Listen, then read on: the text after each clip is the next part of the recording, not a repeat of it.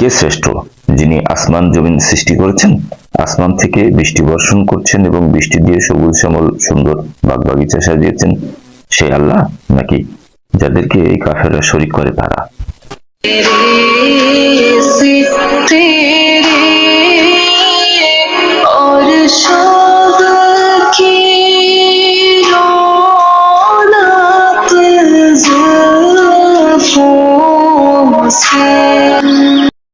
সম্মানিত রোজাদারগণ, আসসালামু আলাইকুম।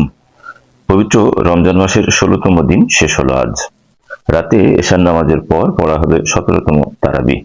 রমজান মাসের অন্যতম আমল হলো কুরআনুল কারীম খতমের মাধ্যমে তারাবি নামাজ আদায়। ইসলামী ফাউন্ডেশন নির্ধারিত 17তম তারাবিতে দেশের প্রায় সব মসজিদে আজ পড়া হবে সূরা নামল 60 নম্বর আয়াত থেকে সূরা আনকাবুত 40 নম্বর আয়াত পর্যন্ত। পারা হিসেবে পড়া হবে 20তম পারা।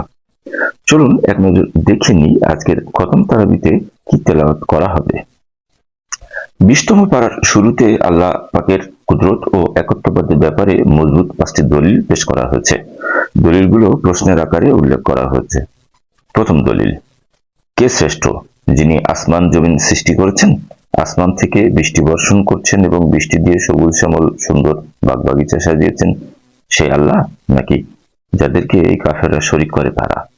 দ্বিতীয় দলিল, যে সত্তা বিশাল পাহাড় স্থাপন করেছে, মিঠা পানি আর লবণাক্ত পানি যাতে একসাথে মিশে না যায় সেজন্য উভয় পানির মাঝে এক কুদরতি দেওয়াল তুলে দিয়েছেন, সেই শক্তিশালী দয়াময় খোদাকে মূর্তির বরাবর মনে করা বেইনসাফি নয় কি?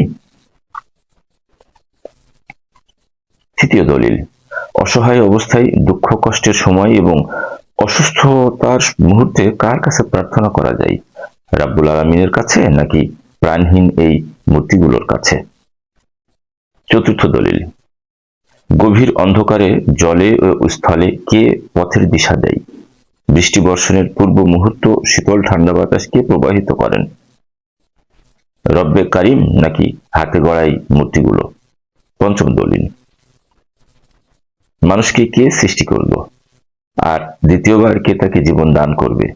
এক্ষেত্রে রাব্বুল আলামিন ছাড়া যার নাম তোমরা পেশ করতে পারো?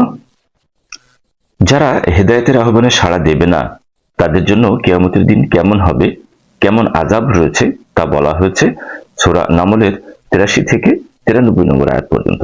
এই আয়াতে আরো বলা হয়েছে যারা হেদায়েতের আহ্বানে সাড়া দেবে ও পরকালে কি পুরস্কার পাবে সে সম্পর্কেও। সম্মানিত সুধী, আজকের তারাবিতে সূরা কাসাস পড়ে শোনানো হবে। এই সূরা কাসাসের 1 থেকে 22 নম্বর আয়াতে হযরত মুসা আলাইহিস সালামের ঘটনা বলা হয়েছে। শৈশবে কিভাবে আল্লাহ তাআলা তাকে হেফাজত করেছেন সে সম্পর্কে আলোকপাত করা হয়েছে। হযরত মুসা আলাইহিস সালামের যৌবনের প্রারম্ভের কথা বর্ণনা করা হয়েছে। এ সময় তার দ্বারা একটি গুরুতর ঘটনা ঘটে যায়। আল্লাহ তাআলা কিভাবে তাকে রক্ষা করেছেন সে সম্পর্কে বর্ণনা করা হয়েছে। 23 থেকে 50 নম্বর আয়াতে হযরত মুসা আলাইহিস সালামের বৈবাহিক জীবন সম্পর্কে আলোচনা করা হয়েছে। আল্লাহর নবী শুআয়ব আলাইহিস সালামের সঙ্গে সম্পর্ক ও চুক্তির কথাও বলা হয়েছে।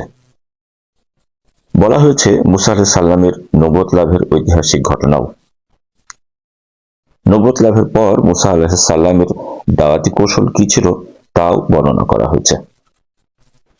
51 থেকে 88 নম্বর আয়াতে উম্মতে মুহাম্মাদীকে উদ্দেশ্য করে বিভিন্ন নসিহত এবং উপদেশ দেওয়া হয়েছে। যারা এই উপদেশ প্রত্যাখ্যান করবে তাদের জন্য কঠোর আযাবের হুঁশিয়ারি দেওয়া হয়েছে। এরপর মুসা আলাইহিস সালামের প্রসঙ্গ আলোচনা করা হয়েছে। তারপর শেষ নবীর উম্মতের প্রতি গুরুত্বপূর্ণ উপদেশ প্রদান করা হয়েছে। আল্লাহকে ভয় করা, আখিরাতের প্রতি ঈমান আনা, সবার হক আদায় করা, উম্মতের সবিশেষ করণীয়, এর বিনিময়ে আল্লাহর সন্তুষ্টি এবং ইহকালীন ও পরকালীন জীবনের প্রশান্তি। সম্মানিত রোজাদারগণ, আজকের তারাবিতে শেষ অংশে সূরা আনকাবুতের 1 থেকে 144তম আয়াত পর্যন্ত তেলাওয়াত করা। 1 থেকে 44 নম্বর আয়াতে মানুষের মনে ধর্ম এবং আল্লাহ সম্পর্কে যেসব ভুল ধারণা রয়েছে সে সম্পর্কে জবাব দেওয়া হয়েছে।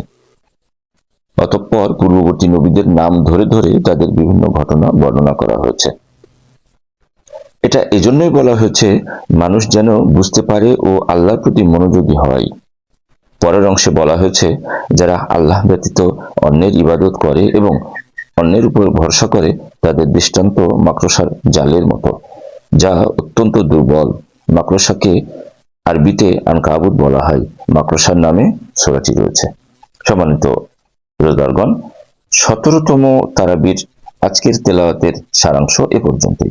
ইনশাআল্লাহ 18তম তারাবির সারাংশ নিয়ে আবার আপনাদের সঙ্গে কথা হবে। ততক্ষণ পর্যন্ত সবার জন্য শুভকামনা করছি। আল্লাহ হাফিজ। আসসালামু আলাইকুম ওয়া রাহমাতুল্লাহ।